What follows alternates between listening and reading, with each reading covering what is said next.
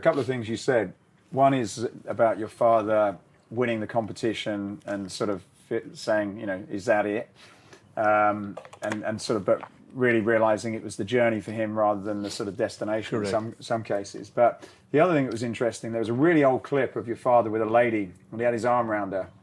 I don't know who that was interviewing him, but the subject came up about performance-enhancing drugs, and I've seen a bunch of people online, you know, and you've probably seen it, where they're like, oh yeah, he must be doing something. Of course. Obviously, nobody knows. You obviously live with him, you know, but the way he answered the question, you know, it almost like told you everything about how this guy was. And if you know, you kind of, I know a lot of people from that sort of Leeds area, and when they say something, you know, they say it, you can sort of see in their body language what they mean. But he was extremely aggressive about this. Well, not aggressive, but he had a very strong opinion on it. And the way he said it is like, you know, why essentially screw up your life for 15 minutes of fame?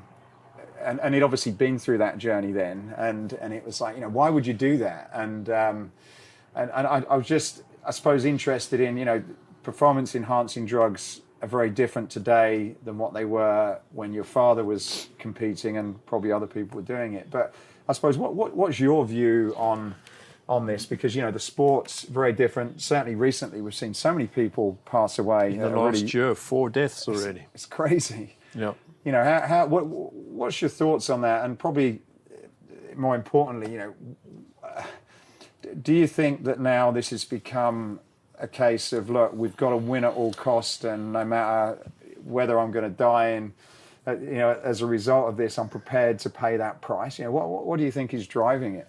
Well, let me go back a little bit, because I think you'd be interested to know. The lady who my dad has his arm around is Diane Bennett, and they were the promoters of the shows. They were the couple that introduced my dad to Arnold.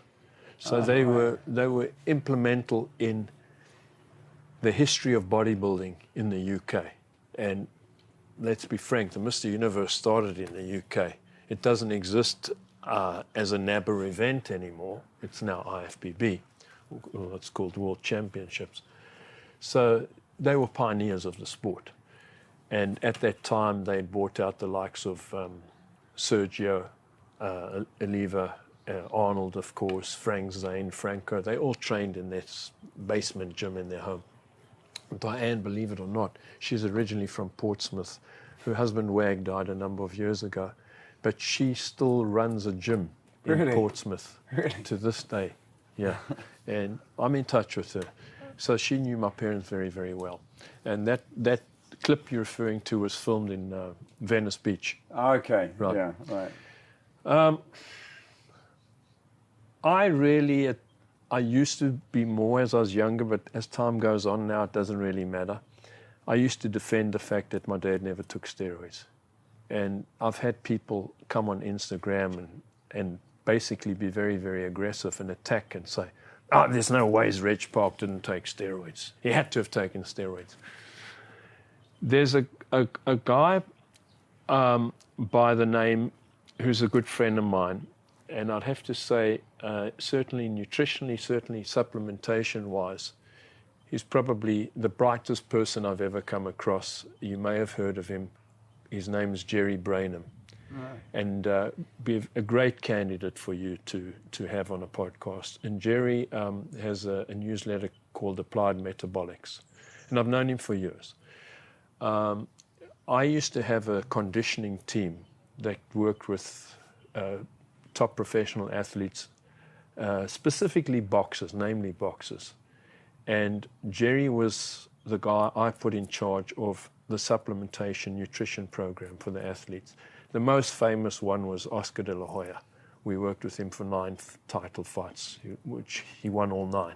So I had a whole team. I had Jerry, who was an implemental part, making sure that they came in at the right weight, which I have a humorous story about, with Oscar being 4 pounds overweight the night before the weigh-in and sliding in the next morning, all because of Jerry, and just manipulating his carbs and proteins, etc.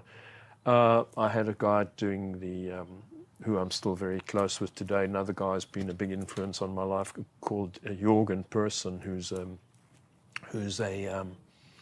physiologist. He has his master's in physiology, and he's a great masseur and trainer, and he would be in charge of the stretching and the massage. And I have another good friend of mine who, South African guy who now lives here, who actually trained with my dad for a number of years and used to compete, a guy called Lawrence Myers, who's an osteopath. Then I had a cardiovascular guy. So we had a complete team. We had covered all components. And Jerry, over the years, did a number of seminars for my clients and my trainers, and some he did with my dad. And he goes off at a tangent when anyone challenges and said Reg Park had to take steroids. He says, you have to be a moron to actually really believe that. He says, first of all, if you know Reg like I did, if he said he didn't, he didn't. And like you mentioned, the Yorkshireman, straight. There was no grey area with my dad. And Jerry would say, steroids only came around sort of later in the 50s, So the interesting thing is when I'm challenged by these people, one of my friends said, Jon, why? And my wife even said, why are you defending this? Who cares? And my friend said to me, Jon, these people are trolls. We love the fact that you stand up for your family and your dad. Do you think your dad would really care? And the interesting thing is, Matthew, every time I've looked at who these people are who are making these comments, it's an absolute joke. First of all, they have very few followers. Secondly, they have no physiques, So it's much easier as a cop-out to say, it's impossible to get like that, so therefore you had to take steroids. You and I know, having been in the company of elites, that to get to that level, you have to be, as they use this term today, an outlier. You have to mentally be on another level.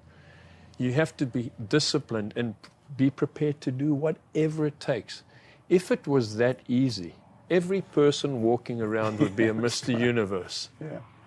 I saw some stats about how many young men take steroids as a percentage, and it was ridiculous. It was a crazy number of people that are taking it on a regular basis. And they're not all Mr. Universes. Exactly. And, so and I've seen youngsters. I mean, I know of stories when I was back in South Africa one year, parents actually allowing their 15 and 16-year-old kids who are never going to compete, it's just to look good when they go out to a party or a club on a Saturday night, to take steroids.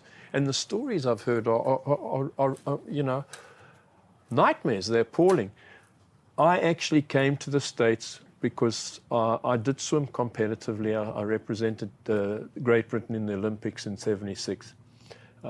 In those days, South Africa weren't allowed to compete because of apartheid. Right. And through my dad's birthright, I was able to get a British passport. But frankly, I was always distracted, I would say, probably from the age of 13. I wanted to follow my dad's footsteps. I wanted to be I loved football. I played football. I didn't have great talent. I got better as I got older.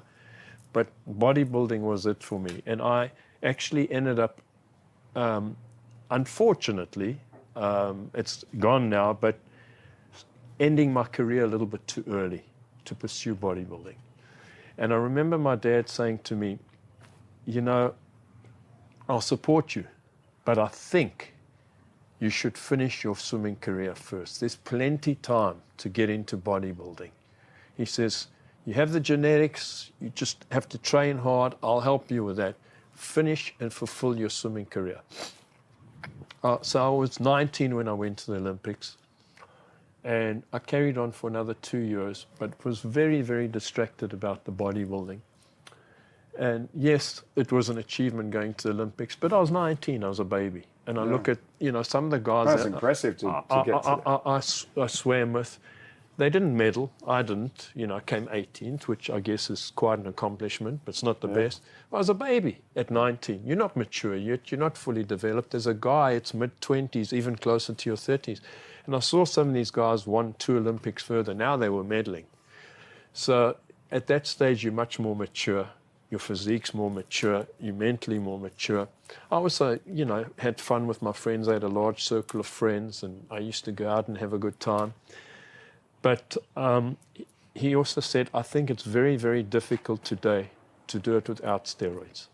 And I refused to accept it. Naivety, youth, probably some arrogance. And I said, I think if you got the genetics, you eat, intelligently enough, you train intelligently enough, you train hard enough, you can make it. Which is what your father did. Exactly. So I came over here in 85, and I was 28, and I decided this is what I wanted to do. I trained with a former Mr. America, Mr. Universe, a guy with the name of Bob Paris. Yeah, I saw that. Yeah. That was interesting. He was someone I used to look at in the Flex magazine. It's amazing physique. Yeah. Well, Bob had a very aesthetic physique, which has always been like a sort of a Frank Zane type. Maybe a little bit of a bigger version of Frank Zane. But right. I've always, even to this day, those physiques have always been my preference. So we trained for 6 months, and my wife was due with our first child. We were immigrants here. We pretty much came off the boat. I didn't come here with money or anything. So, I had to make a living. And I started doing some personal training. And then over time, I saw these guys and I started making progress. I was definitely putting on size. And in fact, even several years later, even better than that, Bob had already retired and he had moved out of Los Angeles. But I thought, do I want to subject myself to taking steroids? I've got a kid on the way. And that was it. I said, no, there's no ways. So I had entered in 2 competitions in South Africa, and I won both of them. And I want to say around, can't remember the exact year, but the year they had the Mr. Olympia in Los Angeles, which Haney won. It was, I think, around 88, somewhere around there. Maybe wrong, 87, 88. I really started to actually see, when I look back at pictures, I was starting to get fuller and, looking like, I was going somewhere. But that was all done naturally. But I decided no. And then I had regrets because I thought to myself, had I would have pursued my swimming career, I think I would have, the world's full of ifs and wishes. But I really believe I could have gone to the next level because I didn't give myself that chance of doing that. There was another issue too, which has taught me a lot over the years with my training philosophy. I was a sprinter, and I had some coaches that were carried away with over-distance work, which now that I know what I do about body types and metabolic types, it was conflicting to what my physiology was all about. And of course, overtraining and my enthusiasm became less and less. One year I had a coach who made us do double workouts, which normally you do over the summer, 2-3 hour sessions a day. So with 6 hours a day, Wow. And as a result, and I remember very clearly, a lot of us developed poor technique in terms of the recovery when you take your arm out the water. Because when you get to such fatigue, your body at some point takes the path of least resistance, which may not be the right technique. He got carried away, and bless him, he's no longer with us, but he meant well, and he was very, very enthusiastic, and he was passionate. But he got carried away with these oversized hand paddles, which a lot of swimmers use for extra resistance. But really, in reality, the paddle should never be bigger than the size of the palm of your hand or your hand. But he had taken this in a very, very hard rubber tubing, inner tire tubing. And he made these paddles, but he riveted them together. So they weren't sealed completely and they'd get waterlogged. So you'd be pushing back and they'd catch water in it. And instead of pushing back all the way, you'd flick your wrist out. And you could tell all these swimmers by having this flick of the wrist because they'd come out short. And developing shoulder problems. That's how I initially developed a shoulder problem and knees just from overuse. So as a sprinter, I learned later on, when I had my own swimming school, quality is more important than quantity. And I have that same applied principle today with regards to resistance training, because I think a lot of people overtrain.